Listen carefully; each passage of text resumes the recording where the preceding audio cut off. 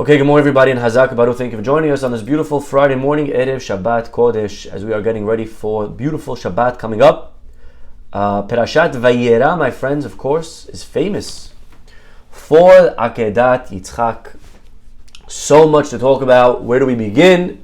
Do you talk about the test? Do you talk about Abraham? You talk about Yitzhak? You talk about the two people that came? Do you talk about, why is it so big? Many martyrs in history.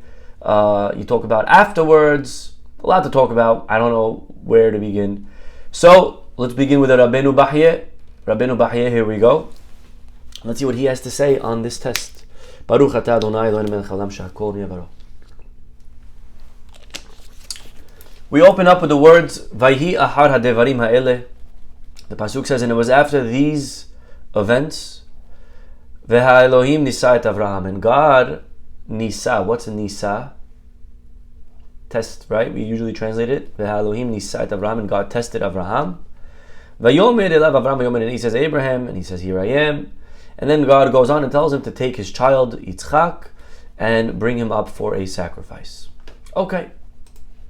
Comes along Rabbeinu Bahye and says, Zohi perashat ha'akedah asher Yisrael betuchim. This is the episode of the Akedah that the Jewish people constantly put their confidence in. Lihiyot zechut ha'akedah magin alehem, that they should have the merits of the Akedah protecting them. Bechol dor vador, in every generation. So this is maybe the greatest act in history that we keep pointing to and saying, yep, that's my papa, that's my dad, that's what he did, and I'm his son, and give me God, give me. Okay? Beautiful. Now, in a nisayon, he asks over here, interesting question, what is the goal of a test? When I was in school, I took a lot of tests. I'm sure you did too. I'm not going to tell you how I did on them, but I took the tests. What is the goal of a test? When a teacher gives a test, why does she give a test? Why does he give a test? They give a test because they want to know if you know the information. Correct? But when you now just talk about a test vis-a-vis Hashem, is he testing you because he needs to know whether or not you'll do it? Does Hashem not know the future? Why does God test us? He knows where we're holding. He knows what we're going to do, what we're going to choose, if we're strong or not. Right? Your teacher doesn't know if you know the information. But Hashem knows that you know the information or you don't. So what's the point of a nisayon? Good question. And look what he says. En a nisayon haz v'shalom. The point of a test, God forbid, is not, what he says here. The point of a test is not etzel Hashem yitbarach. It's not for God. Ela etzel habriyot. The test is for us. Lehodia godel ma'alat hatzadik hanavi, so that we know what we're capable of. So that when we pass the test, you ever passed the test? You ever had this moment that you wanted to say the wrong thing, or do the wrong thing, or act the wrong way, and then you fought yourself and you pass the test, and you're like, wow, I didn't know I had that in me. I didn't know I could do that. Right? You realize what you're capable of after a test, after you pass. When a person goes into a arena and he plays this game that he never thought he was good at, and all of a sudden he wins. He's like, oh my, I don't know I was this good. So God gives a test for our sake. V'chen amar hakatuv, and like the pasuk says, Hashem tzadik yivchan. God tests the righteous people, and it's not for his sake, it's for our sake. Uma shenismecha akedah leperashat Avimelech. Now, if you go right before we read about the episode of Avraham and Avimelech. Remember Avimelech? Avimelech, he was the king, and Avraham made a peace treaty with him. And then, right after that, Vahi ahar hadevarim ha'ele, and God now comes and says to Avraham, sacrifice your son. Why is the episode of the Akedah right away after this story of Avimelech? Omer b'midrash, listen to this, that the word nisa, we translate it as a test, is actually not true. It could also be lashon za'af. It could be a language of anger. God was angry with Abraham. God punished Abraham. Whoa. V'zeh keneged ma she'ech'is HaKadosh Baruch Hu. This is really punishment that Abraham angered God b'sheva kevasot, by giving 7 sheep to Avimelech. And that is why Banav Yashav Aaron Brit Besadeh Plishtim Sheva Chodashim, and he get punished that the ark of God was sitting by the Plishtim for 7 months. This is in the times of King David. But either way, this is the Rashbam, how he understands this episode as well. That the word Nisa over here is meant as actually as a punishment. And there's a punishment here for Abraham for making truce, for making peace with the king of Avimelech. Very interesting, a lot to talk about on this one. But we have a lot to read. Veda ki nisayon ha'akedah. You need to know that the purpose of the Akedah haya lefarsem ba'amim godel hiyuv ha'yirah ve'ahava b'Hashem yitbarach. The purpose of the Akedah is to show mankind how much Abraham loved and feared Hashem. Ki ahava al gimel chalakim. Because there are 3 levels, my friends, to love, says Rabbeinu Bahir. Here we go. Ha'ehad, number 1. Do you love Hashem? Ask yourself right now, do you love Hashem? Think so? I don't know that I would say no to that. Of course I love Him. Right? I don't think you'll ever meet someone that will say no. I'm talking about a believer, of course. Any believer, ask on your Shabbat table, anyone here not love Hashem? I think most people will say, yes, I love Hashem. But how do you measure that? Is there a way to measure that? What question can I ask myself to really know deep down if I really love Him? So it says in Rabbeinu Bahia, there are 3 questions you should ask yourself. Number 1, if you really love the king, then whenever you meet people, you're going to make sure that all you do is you're constantly praising the king to everyone that you meet. If you were ever engaged, and you were in love and obsessed and infatuated, then whoever you met, whoever you spoke to, even if it had nothing to do with your wife, you would always make sure, your fiance, you would always make sure that you would mention your fiance. Say, by the way, I'm engaged. You would show a picture. Look, she's amazing. Or, he's got this job and he knows how to really be so sensitive, right? When you're with your friends and family, right? All you do is you talk about them. If you ever had that cousin that was engaged, or that, sister that was engaged, sometimes it can get annoying because she just doesn't stop talking about it. All right, I got it. You're married to Prince Charming, okay? Now leave me alone. But when you really love someone, you constantly are talking to people about them. So number 1, when you're sitting with your friends, what is your topic of conversation? You could tell what a person loves by what he talks about. If a person talks about his scotch collection, you know he loves scotch. If a person talks about sports, you know he loves sports. If a person loves Hashem, then he'll start talking about Hashem. So that's level number 1. Then there's a higher level of love. Hasheni, mi she'ohev yoto yoter min harishon. That's loving more than the first guy. How could you love more than that? What do you want him to do? More than talk about him. He says over here, yesaper b'shbahav. He says not only will he talk about him, but also yiten kol mamono b'shvilo. He'll give all of his money for Hashem. So that is a higher level. Are you ready to lose money for God? It's not so easy. Losing money means now I have a big meeting, but it's on Shabbat. Am I ready to lose that maybe potential deal for Shabbat? Am I ready to close my business for Shabbat? I'm always reminded when I speak about this, and it's hard for me to talk about keeping Shabbat. As a rabbi, I work on Shabbat, But either way, there's this barber over here down the block. Amazing guy. When I met him a few years ago, he was actually still open on Shabbat. And, I spoke to him here and there. Every time I went to get a haircut, try to throw in some chizuk, Anyways, one day he shows me on his mirror, on each mirror in front of each chair, there's a little sign. The sign said, beginning, it was May 30th or whatever it was, Elite Barbers will be closed on Saturday. And I couldn't believe I saw the sign. I said, that is amazing. I can't believe it. And you have to realize that for a barber, it's the biggest day of business. They're making all, because everyone gets haircuts on Shabbat, you know what I mean? If you're not Jewish. So it's such a big day of business, so to close and believe that those same customers will come now on Friday or Sunday, it's a huge leap of faith. And he was ready to lose money for Hashem, for Shabbat. This fellow, I mean, what an amazing person. I happened, by the way, just just parenthetically, I said to him, it's beautiful. If you don't mind me asking, why May 30th? You know, why not sooner? Is there a reason? He said, I would love to do it sooner, but for some reason, he explained, legally, I can't close. I have to give notice to the customers, to the things, So I got to stay open till May 30th, and then I could start closing on Shabbat. Happens to be, true story. A week later, Corona hit. And the whole world shut down. And this guy closed his store already from January when he wanted to.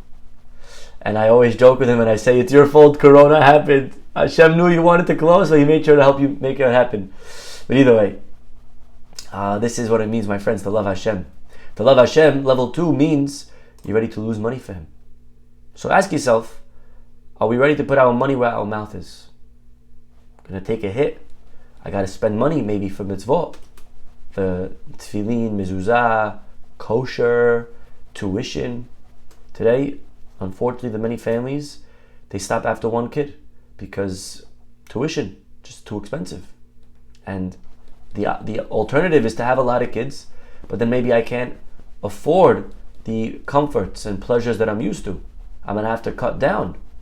But that's a very big test. But it's a very big indicator of how much I love Hashem. Because if I realize that there's a mitzvah to have children, then I won't stop just because it's getting expensive. Now again, I'm not here to tell you how many you should have, what's the number. That's something that you should discuss with your rabbi, with your spouse. But this is the test of loving God with your money. Yes, tuition could be crazy and maybe unjustifiable, justifiable. That's a separate conversation. And what can we do about it? And how can we get, how can we get our tax dollars to pay for this? You know, these are all questions that we have to figure out what we can do. But at the end of the day, Rabotai, we need to realize that these are mitzvot that we pay for kosher food. It's you ever went to ShopRite? Just look at the non-kosher meat. You know, $4 for a steak. You walk into the kosher ones, it's like you got to go on welfare to get kosher. But this is the test of today. You know, the test of today is of Mammon. And by the way, that is today's test, if you ask me. God, you don't need to be Jewish by spending by killing yourself. That's not what God's asking. Look at the third one for a minute. Hashelishi, mi she'ohev oto yoter mishnehem. Guy higher than the first two. Yesaper b'shbahav, sing his praises. Yiten kol mamono, ready to lose money. And yimsor atzmo lemita, and ready to die for God. The highest test really is, are you ready to die for God? But Avraham Avinu, he does it. He shows it, he jumps. Now really what's very interesting is that one can ask maybe. Rabbi Chanan Wasserman asks this question, what's the big deal? Come on, let's can we get real for a minute? Yes, it's impressive. He was really ready to die, kill his son for the Akedah. Okay, fine. But don't we have many people historically that gave up their life for Hashem? Is Abraham the only one? I mean, how many stories of people in the Holocaust that weren't even religious and they died just not to eat a piece of meat? There are many martyrs in history. What is so great about Abraham being a martyr? And there are many answers to this question. But Rav Bernstein has an amazing answer, my friends. Such a powerful yes. So listen to this, please. Rav Emanuel Bernstein says, why is the word nisayon used only here? We know Abraham, we had how many tests, my friends? Abraham had 10 tests. But it only uses the words nisa, v'ha Elohim nisa et Abraham. It only uses it now. So as an example, when he kicked out Ishmael, it doesn't say when he kicked him out, v'ha Elohim nisa et Abraham. It doesn't say, and God tested Abraham, and he said, kick out your son. That was one of the 9 tests. But it doesn't preface it, it doesn't introduce it with the idea that it was a test. When God said to Abraham, Lech Lecha, that was a test. But it doesn't preface it by saying, and God said to Abraham, I'm going to test you. Go leave your father, leave your family, Lech Lecha. Why only here does it use the word Nisayon? And he says something so powerful, so deep, that the biggest test in life is how do we prepare our kids when we are gone? That's the biggest test. The most important test is not you, it's your children. Because if you are great but you didn't pave the way, then what are we doing? We have no continuation. And we have to make sure that we're not only doing, but we're also having our kids do. And that's why this test, if you think about it, Yitzhak is how old? He's 37 years old. Why doesn't he get credit for this? Call it a test for Yitzhak also. Yitzhak was ready to go. But that's the point. The point is that it's not about you. Yes, you're willing to die. That's not the challenge.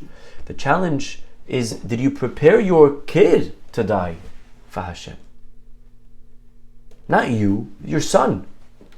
Abraham, it's not the test we often think is that he was ready to sacrifice Yitzhak. No. It was that he raised a child who was ready to sacrifice himself. That's the test of Abraham. Now Abraham has Hazaku Baruch. Now you did it. That's very, very powerful. That's why it's called a test for Abraham, because we need to test you by seeing how well did you prepare your children for life. Isn't that amazing? And Yitzhak is prepared. The test for Yitzhak will be later on in life, when Yaakov and Esav, how do they fare? We'll know then how Yitzhak did. But the real test for Yitzhak, for Abraham, is not him; it's his son. That's the greatness of the Akedah. There's many people that would jump into a fire. There's many people that are ready to die for Hashem, but to prepare your kids that they're ready to die for Hashem, that's a much higher level. Another answer given to the question of why is Akedah Yitzhak so powerful? Why is Abraham so much credit? I mean, there's many martyrs in history. Rav Chaim Volozhin, famous essay, he turns us to the Mishnah in Pirkei Avot, chapter 5. The Mishnah says, Asara nisyonot nasa Avraham Avinu. The Mishnah says that Abraham had 10 tests, but it calls him not Abraham, it calls him Avraham Avinu. Very interesting word, Avraham Avinu. What does it mean, Avraham Avinu? Avraham, our father. Now, right before this Mishnah in Pirkei Avot, please turn to chapter 5, there's another Mishnah that mentions Avraham's name. Asara dorot menoach ad Avraham. 10 generations from Noach to Abraham. And yet there he points out, Rav Chaim Volozhin, that it doesn't call Avraham Avinu. It calls him Avraham. 10 generations from Noah to Abraham. That's it, Abraham. Then it says 10 tests. Abraham, our father, was tested. Over here now we're adding the word Avinu. Why is that? Answers Rav Chaim Volozhin. Because when it comes to a test, you need to know that you inherit to your children not only looks, not only color of eye and hair, and height and weight and bone structure. You inherit to your children spiritual genes. Midot, we also inherit. The fact that there are people today that are ready to die for Hashem, that's instilled in their genetic code. They got that from Avraham Avinu. Asara nisyonot nitnasa Avraham Avinu. Avraham was tested with 10 tests. And he passed those tests. And because he passed those tests, he handed into his children an ability to do the same. We now have an edge. We have in us the ability to lech lecha. We have in us the ability to die. The willingness to sacrifice for HaKadosh Baruch Hu. Where do we get that from? We got that from Avinu. 10 tests, Avraham Avinu, our father. Now that he passed tests, it matters that he's our father. The first Mishnah, it didn't matter that he's our father. 10 generations, it's a historical fact. Who cares? That doesn't matter. That doesn't affect us. But when it comes to passing a test, That is going to now be instilled into our genetic makeup, and that matters that he's our father, because now that's into us. Now we understand why it's not such a big test for Yitzhak. Yes, Yitzhak was ready to die, but that's not impressive. Someone already did that once upon a time. Who? Who once already died, was ready to die for Hashem, before Yitzhak? Abraham. Remember Abraham? He jumped into the fire. He already planted the seeds of sacrifice, of self-sacrifice. So when Yitzhak does it, not so impressive. That's why historically we don't care that everyone else did it. It was the first one is the most impressive. Who is the pioneer? Who's the one that's going to jump in? Who is the Nachshon ben Aminadav? A lot of times in life you're not sure. You want to do something, but you're waiting for it to gain momentum. But really life, the pioneer, the first person, the one that stands up and says this is the right way, that's something that's very impressive. Avraham Avinu showed us what it means to sacrifice. Yitzhak is really just copying. Yitzhak is really just copying Abraham. And therefore, the test over here is not for Yitzhak. It's what Avraham does. Avraham over here comes to a new level. And that is what Rabbeinu Bachya is about to say. Rabbeinu Bachya says that over here, Hine Avraham, of course, was perfect in all three. Ehad Seper Bishbahav, he praised Hashem. Shel Malchei HaMelechim HaKadosh Baruch Hu. Ufirsem Elahuto v'yichudo ba'olam. Avraham, wherever he goes, he has one mission: to spread awareness of God to the world. Like the pasuk says, Vayikra Hashem b'Shem Hashem Elolam. Avraham was the first, I wouldn't say bait and switch, but Avraham was the first person that knew how to hook you. He would give you free hotel, he would give you free dorm, free food, and when it was time to leave, he would say, okay. They would say, how much do we owe you? And Avraham would say, you owe me a Birchat HaMazon. That's how much you owe me. What do you mean Birchat HaMazon? Just don't me, it's him. He gave me. He gave you. Who's him? Who's he? Oh, let me tell you about God. Give him a whole, Kiruv course, crash course on monotheism. Wherever he went, that's all he did. Avraham had one purpose: to make God great again. That was Avraham's goal. Make God great again. That's what he did. He went around making Hashem great. And the people of his time, they believed in the stars, in astrology, in fate, in this is me, this is who I am, this is my luck. And Avraham, he taught them, he set them straight. He says, what luck, what fate, what destiny? You could create, you have free will. There's a God in the world. The world is not run just by some numbers and stars and calculations. There's a creator, there's a purpose. Don't attribute what happens. People, this is something that people don't realize. Monotheism introduced to the world, people used to believe that you were stuck in this circle. There's this circle of life that you're stuck on, and this is really what's going to happen. And there's no way of escaping it. Depending on where you're born, is just what's going to happen to you. And you're not in charge of your actions. This is what they taught, this is what they preached. And Avraham came onto the scene and said, it's nonsense. There's nonsense. You have free will. There's a God that gives you free will. So Avraham, number one, preached monotheism. Number two, Bizar Natan Levionim. He was ready to lose money for Hashem. He opened his house, like we said. Ve'chen amru b'midrash, and we read further in the midrash, Arba'a ptahim, hayu lo lebeto shel Avraham. Avraham had 4 doors in his house. Ve'hayu le'arba ruchot ha'olam, one for each direction. Ve'kol mi shenichnas b'petach zeh, whoever would come in one way, yotzeh b'petach acher, he would leave through another door. I imagine this wasn't like a small tent like they showed in the picture books. Yeah? It wasn't one of those tents that you could just see through from one door through the other, out the other side, It wasn't like a 6-foot house like they have in the picture books. It was a tent. It was a house. Avraham had a house, yeah? Everything in it. Avraham had, forget it, right? A whole tent. Who knows how big it was, I don't know how the square footage worked back then, in the desert. I don't know how much you had to pay. But I'm sure it was a very big tent, and look what he says over here. When you would come in one way, you go out the other, כדי שלא יתבייש, so that you shouldn't be embarrassed. People shouldn't see you. He had an emergency backdoor exit, so that you didn't have to show that you came for free food. And our rabbis say, like we said yesterday, Eshel achila shchiva levaya. Eshel, he planted. Eshel stands for the feeding, the sleeping, and the escorting. And he would look and run after them. He wouldn't just wait for them to come to him, right? He would run after them. I have no doubt that Abraham was ready to give all of his money for Hashem. And number three, Masar atzmo lemita b'shvil ahavat Hashem. Number three, Abraham, he loved Hashem. Third way, he was ready to die for God. More than money. When he was thrown in the fire for Hashem Yitbarach.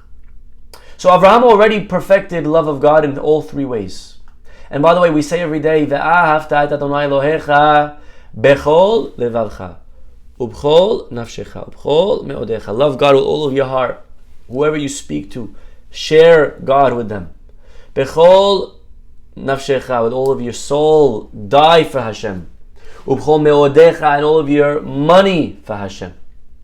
So the three ways that Rabbeinu Bahya over here, and he doesn't say this, but I assume he's definitely thinking it, is connecting to the three ways the pasuk says ve'ahavta. But here's where he goes much deeper. Abraham already showed love in those three ways. Aval ba'inyan zeh shel Akedah, but here with the Akedah, hir'a Abraham tokef avado, he showed how much he loved him.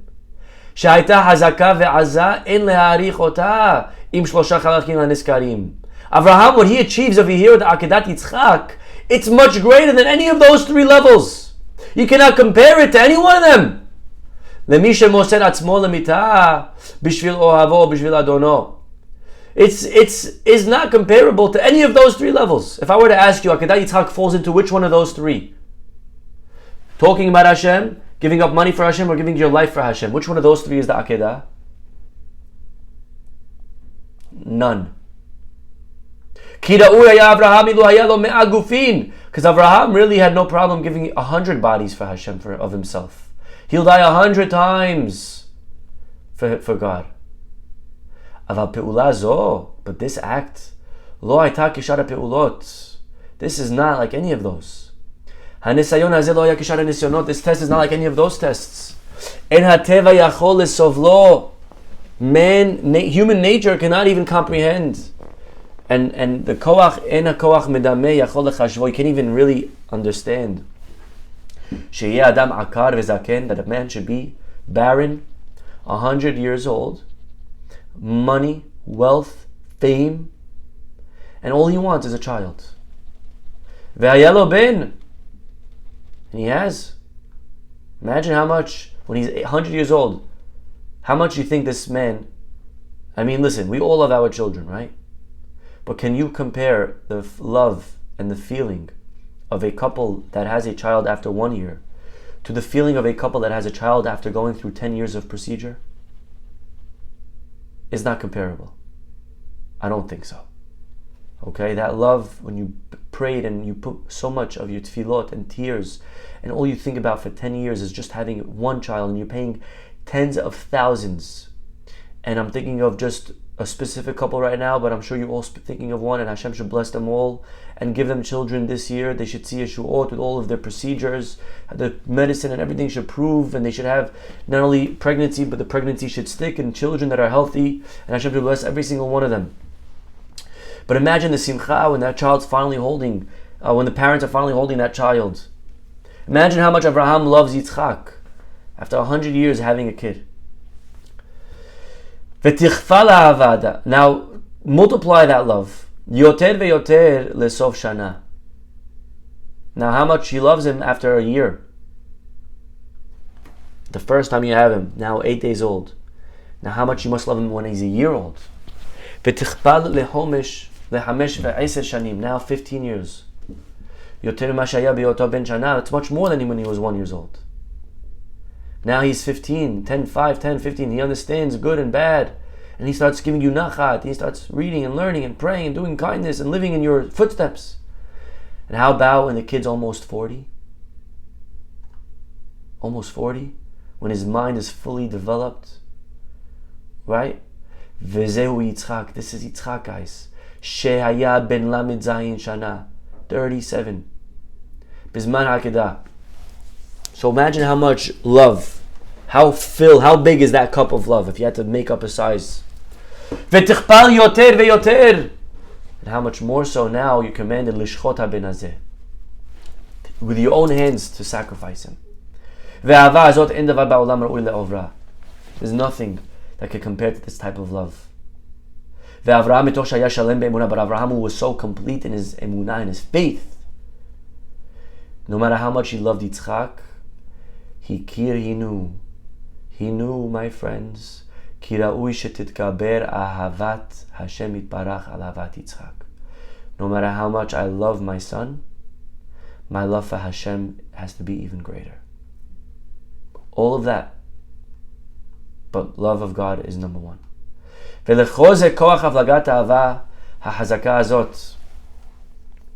was easy for Abraham. Nikla be'enav ahavat Yitzchak. Abraham was able to do it because his love for Hashem was even greater. And he says, Bikesh leshochto ahar shalosh yamim. God doesn't tell him to do it right away. He tells Abraham to do it when?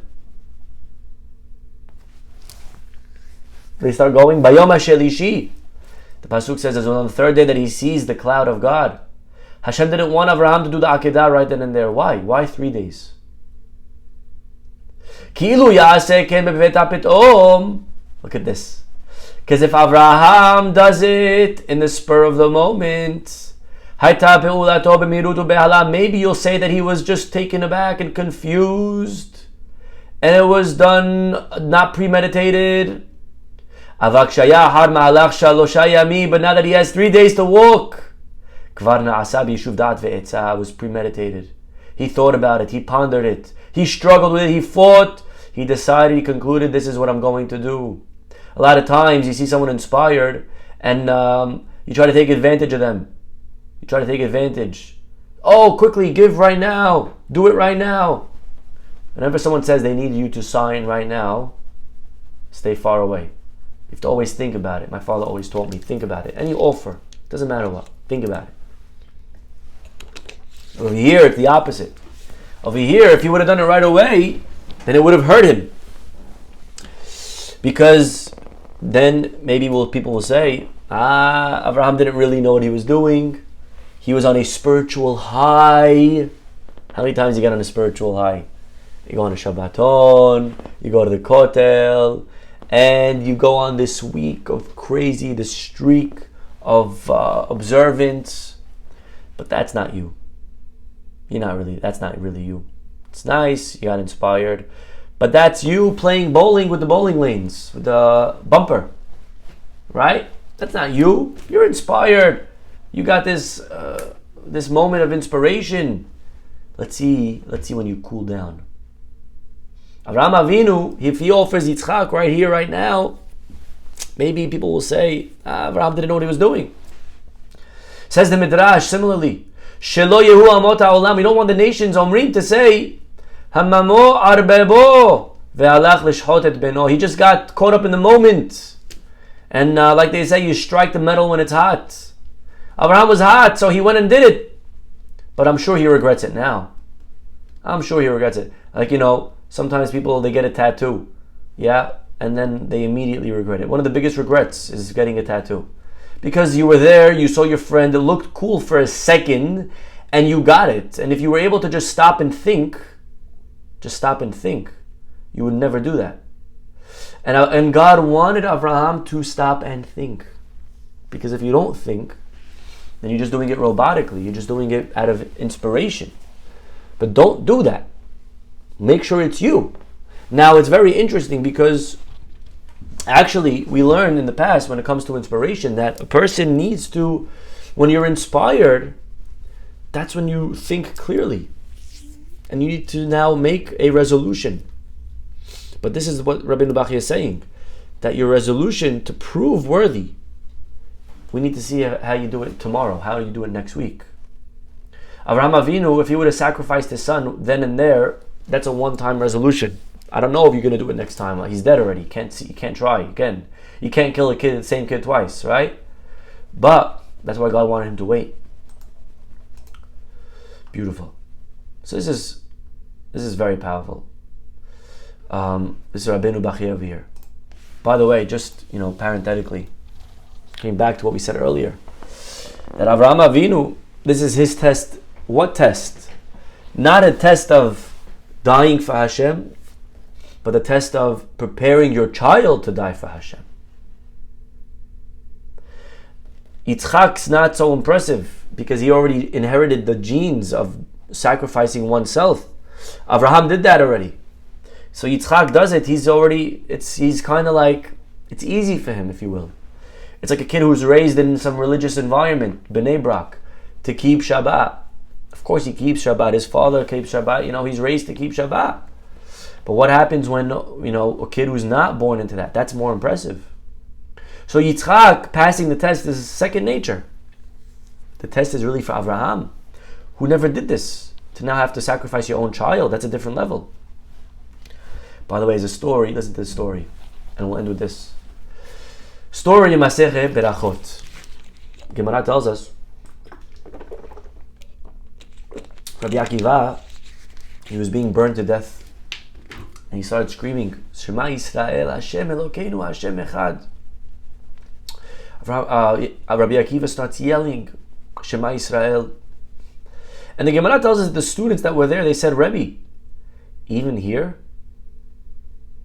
you gotta do this? And Rabbi Akiva said, especially here. What does that mean, especially here? He said, Kol Yamai, our whole life I was waiting to be able to do this. And now I can do it. I'm going to give it up. My whole life I'm waiting to die.